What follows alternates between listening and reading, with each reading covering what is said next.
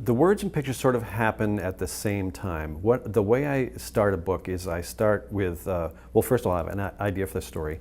And then I compose these sheets of paper that are sort of like story maps or story summaries. And I just draw these rectangles indicating the pages. And I'll just do a small notation of what's going to be on each page.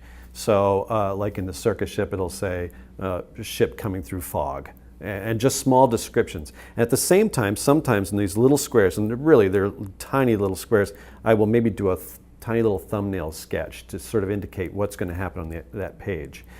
I have to make sure my story fits on the number of pages that the book is going to be, usually 32 or 40 pages.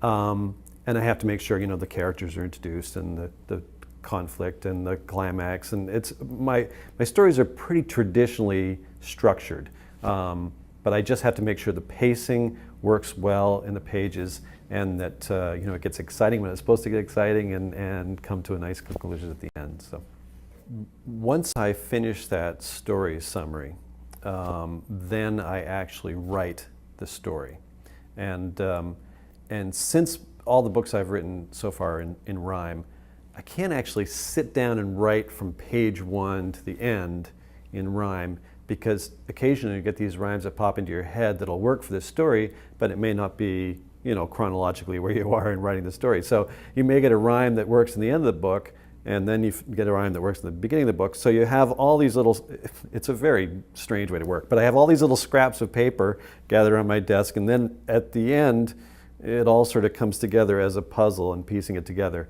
And then, of course, I read through it several times and make sure that it transitions well from page to page.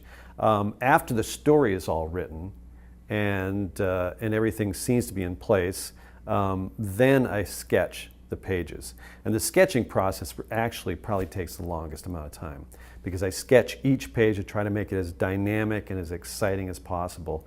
And it's almost like, I always sort of equate it to being like a movie director and sort of, you know, setting up the scene. You know, is it best to see the character, you know, from a bird's eye view looking down on the action, or you're right down on the ground, I guess that's called a worm's eye view, looking up at the action? Is the character more effective seen from the back or the front? So I do all these things just to try to make the pictures as exciting and as dynamic as possible. And that's the sketching process, and that sometimes takes several times. Like I'll sketch a page out, oh, I don't know, you know, 10, 15 times before I get the composition just the way I want it. And then after the final sketches are all complete and they've all been approved by the publisher and the art director, then I start the final paintings. And the last thing I do in the book are the actual paintings for the book. And usually the cover is the last illustration I do for the book. Each one of my paintings, if it's a full spread illustration across 2 pages, takes me about 2 to 3 weeks to paint. So it's a long process. It's several months to finish a book.